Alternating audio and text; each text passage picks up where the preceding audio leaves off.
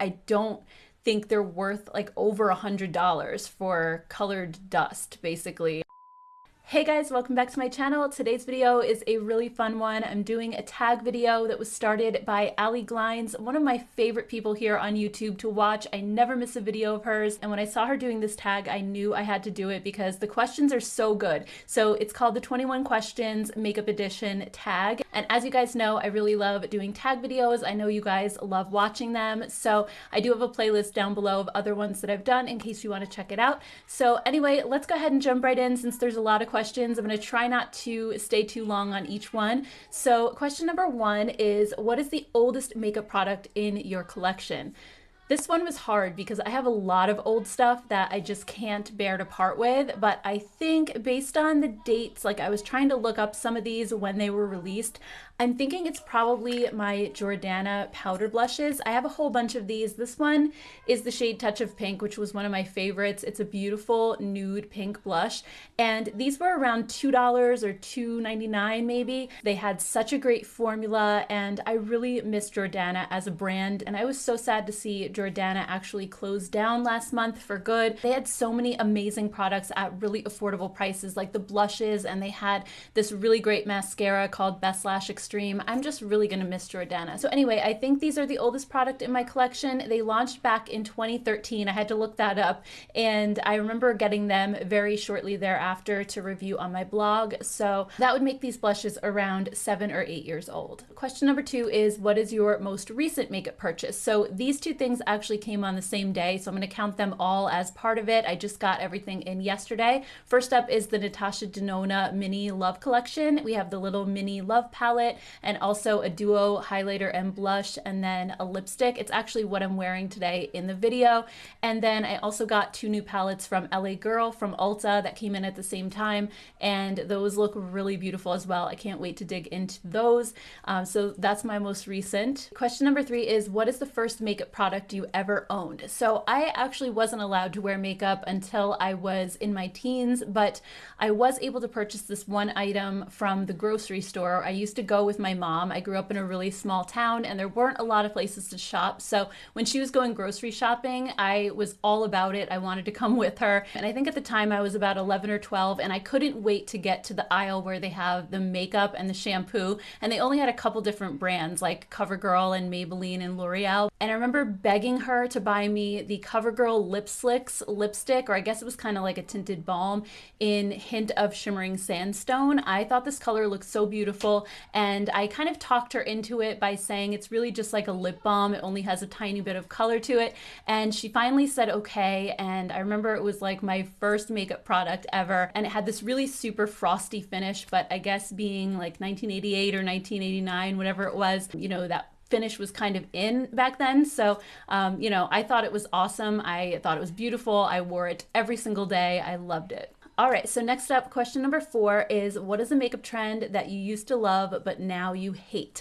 I wouldn't say I hate it, but it's definitely not something that I do anymore. I think it can look good on some people, but just it really wasn't for me, and that's the heavy contouring and highlighting that people were doing a few years ago. I like wearing a highlight sometimes, but more, you know, on the subtle side, just a little bit maybe on the top of my cheekbones. But for a while there, I was doing like the big like contour stripe with the muddy cheek, and then, you know, the big strip of highlight that I think it can look really good in photos and on video, but in person, I don't feel like it really looked the best on me. I was doing it because it was trendy, but I never really felt comfortable in it, I guess, because I'm much more of like a toned down makeup look kind of a person versus full glam. And like I said, I think there are people who look amazing in full glam and they know what they're doing. And I think part of it for me too is just that I had no clue what I was doing, and I was probably doing it completely wrong. So I'm actually very happy that more natural makeup looks are making a comeback now, because that's definitely my comfort zone and what I like to do the most. Okay, so then question number five is, what is a makeup trend you used to hate but now you love?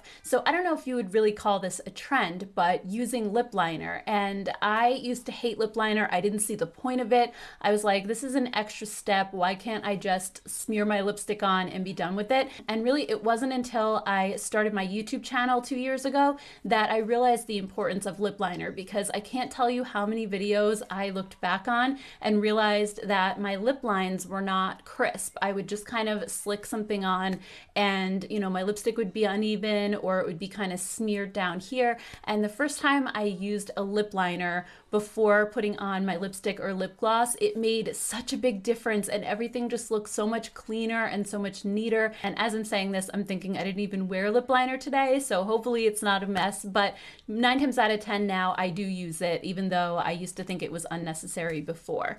Number 6 is, what is your favorite step in your makeup routine?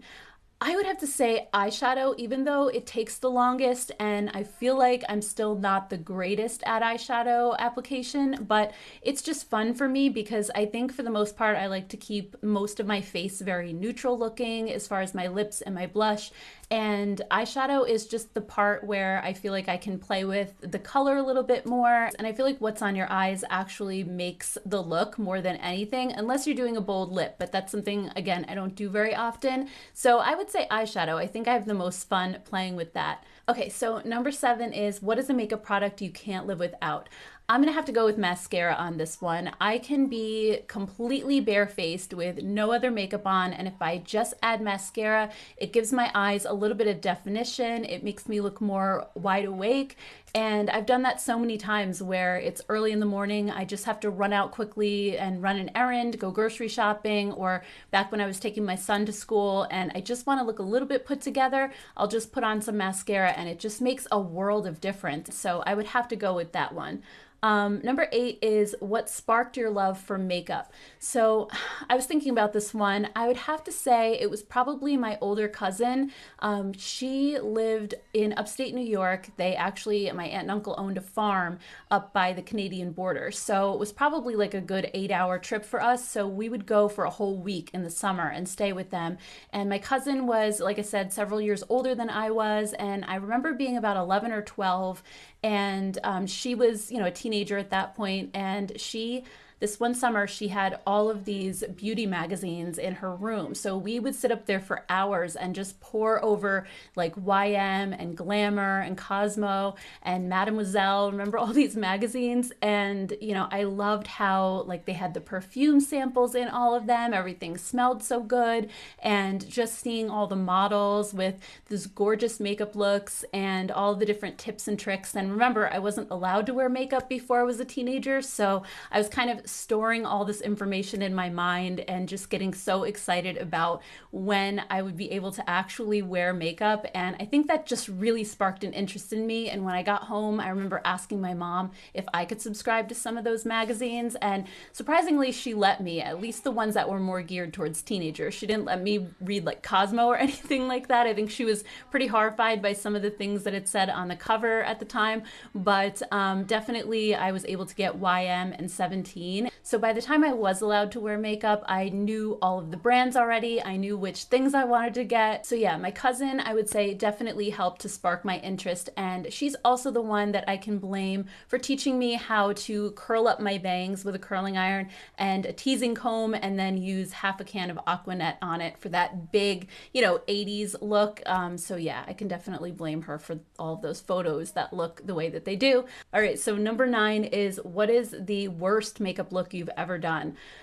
There's probably a lot of them because when I first started my channel, I was trying to go outside my comfort zone and do different and unique things that I would see other YouTubers doing. And there's one in particular that sticks out in my mind as being particularly bad. I think I was reviewing the Koki artist palettes, and I did this blue eyeshadow look that I saw on another YouTuber, and it looked really beautiful on her, but on me, I just didn't know how to execute it. It was completely unblended. It was all over the place. I look back on this video and definitely cringe a little bit, but I think everybody has those moments every now and then, so not really a big deal. What is your favorite makeup look you've ever done? I would have to say probably when it was this time last year, back in January, and all the new drugstore makeup was coming out, and I had filmed a video about some of the new Maybelline products that had come out, like the Nudes of New York palette and the Superstay crayons, and I had taken this picture picture in the car after I filmed the video. I remember I was going to pick up my son from school and I just was like, wow, I love this makeup look. So I took a picture of it and posted it on Instagram, and I just loved the lip color with the warm brown eyeshadow look. I just thought this pulled together so beautifully, and I don't, again, normally wear a bolder lip, but in this case, I loved it. And in case you're wondering, the color that I'm wearing was Enjoy the View. I looked it up because I think I definitely need to pull that one out again. Okay, so number 11, oh my gosh, this is a hard one. What is your favorite drugstore makeup product? This is, I can't even pick, honestly, because I have so many. I did a whole video just on all of my favorites from 2020, and it was like a mile long. But if I had to pick maybe like the one that I'm using the most, like right now, this minute, I would say it's probably either the e.l.f. Putty Blushes or the Maybelline Lifter Glosses. Both of those two I reach for on an almost everyday basis. So I would say probably those, but you know, again, the list is huge. I think drugstore has just come such a long way. Number 12 is, what is your favorite splurge makeup product? I'm gonna have to go with Sydney Grace eyeshadows on this one. I love their eyeshadow singles in particular. I just buy so many of them, and I've spent a ton of money just building up this collection, but they are so good and so worth it. So yeah, I definitely have to go with Sydney Grace. I think they are just amazing. What is your most repurchased makeup product? That one I'm gonna have to say probably the L'Oreal Studio Secrets primer. I've purchased that one at least 10 times. It's been out for so many years, probably since, I don't know, 2013, 2014. It's been out forever. And I have repurchased it at least one every year, maybe sometimes a few in a year, because it's just my favorite go-to primer. It just smooths everything out, makes my skin look absolutely flawless. And that's just one of those things that you repurchase more often. I rarely ever repurchase eyeshadow palettes because they last so long. And even like mascaras, I'm not loyal to one. I'm always trying new ones as they come out. So yeah, I would say definitely that primer. Next, what is your earliest makeup memory? Okay, I've probably told you guys this story. I think I did already once, but when I was about 5 years old, I remember going into my grandma's bathroom, and my grandma is like a super glamorous lady. She is always wearing a full face of makeup. Even to this day, she's 89, and she's just always been that way. And my mom, on the flip side, hardly wears makeup at all. Most days she wears nothing. Every once in a while she'll put a little bit on when she goes out somewhere, but for the most part, my mom is not a makeup person. So I really didn't get exposed to that much makeup at home. But when I went to my grandma's house, I remember going into her bathroom. Again, I was like 5 or 6, and I noticed this big glass jar filled to the top with lipsticks. And I was like, what are these? You know, and I opened it up, I looked at it, and I realized, you know, I knew what lipstick was because, like I said, my mom did have one that she would put on like before we went to church or something like that. So I knew what lipsticks were, but I just never seen so many colors before. So I twisted it up, and I remember swatching it like on my hand or on my arm. And then I just kept going, and I was like, I want to see what all the colors look like. So I swatched up this arm, I swatched up that arm, and it was summertime. I had shorts on, so I started using my legs because my arms were covered. And at this point, I think my mom realized I was probably in there too long, and she went to go check on me. And I'll never forget like hearing the door open and being like, oh my God, turned around, and my mom was there, my grandma. Just the look on their faces was something I'll never forget. So needless to say, I was a little bit in trouble, but yeah, that's definitely my earliest makeup memory. Okay, so number 15 is, what is your favorite place to shop for makeup? I definitely have to go with Ulta on this one. They have the drugstore and the high end and the points, which are definitely so valuable. I think more than any other place, they have the best point system. So yeah, Ulta, that one was an easy one.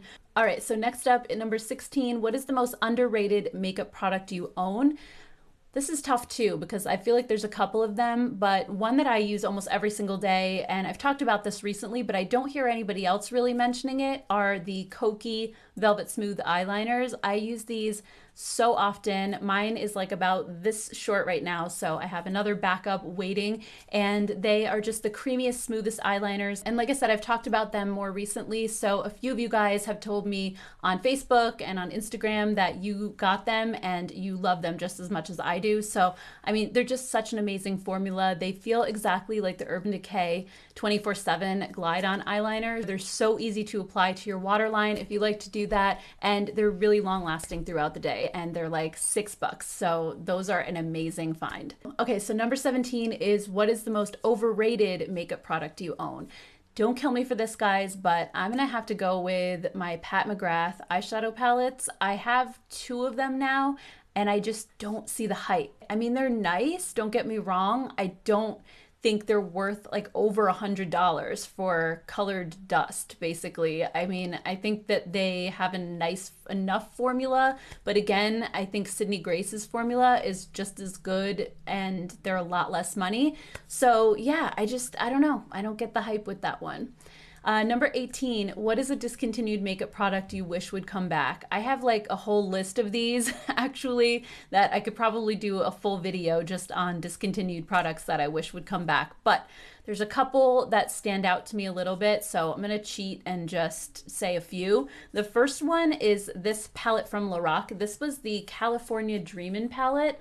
And this was such a gorgeous color story. I love it so much. I try not to use it that much because I don't want to hit pan on these eyeshadows and then know that I'll never be able to get it again. But I just thought this was the most beautiful thing. It's pastel, but not like typical pastels. It's like earthy pastels. They're really soft and beautiful colors, and these are just right up my alley. Like if I could make my own palette, I would probably pick colors very similar to this because it kind of allows you to play with color without being bold and bright. And it also has some neutrals mixed in too. So I thought this was the most beautiful palette. Another product I wish they would bring back are these blushes from Flower Beauty. These were called the Transforming Touch Powder to Cream Blush. And so basically it was like a loose powder in a little jar and it turned into a cream on your cheeks. They actually have a very similar lip product that's out right now that is basically, it feels like the same formula as this, but it just has different packaging. It's like in a little lipstick tube. And these were such an underrated product at the time. I think they'd probably do better now if they came out with it because cream blushes are so big, but these were like the longest lasting blushes ever. And the colors were beautiful. I think it only came in like 2 shades, and I was always hoping they would expand it, and instead they just discontinued it altogether. But I just loved this formula. I thought it was amazing. Number 19 is, where do you go for makeup inspiration? I would say probably Instagram mostly. I think, you know, I'm always looking at different eye looks in my feed or just different makeup looks and what to pair with what. And also over here on YouTube, I love Angela Bright's channel when it comes to eye makeup looks. She has so many, and she's such an amazing teacher. I've learned so many different tips and tricks from her channel. So if I have a palette and I'm kind of like stuck and I don't really know what to do, I'll usually look up her channel and see if she's done a tutorial with that palette. And usually 9 times out of 10 she has, because she's done a ton of different tutorials. So I highly recommend checking out her channel for eye makeup looks specifically. All right, and then number 20 is, what do you hope to see less of in makeup's future? I'm gonna have to copy Allie's answer on this one because I feel exactly the same way. I think we should see less new releases. Back when I first started my blog, like around 2009, and for several years after that, I think, you know, we saw new releases coming out around now, like usually the spring releases would happen in January and February, and then it would be months before we would see anything new, and we would have so much time just to play with everything and to really like decide what we liked.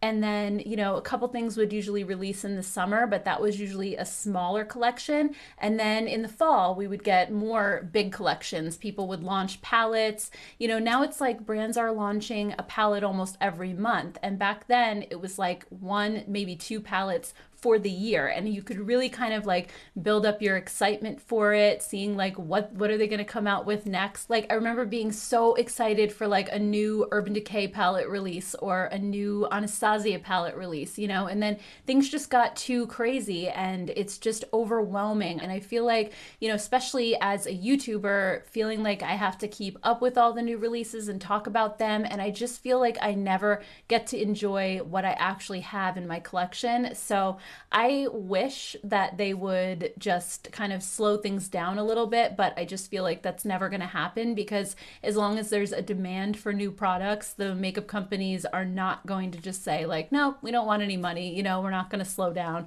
So I think, you know, probably it's up to the consumers at some point to maybe just stop buying as much, and maybe then they'll slow down. I don't know. And then last but not least, question number 21 is, what do you hope to see more of in makeup's future? So I think kind of piggybacking on the last question, I would say I'd love to see more quality versus quantity. I'd like to see more inclusivity, of course.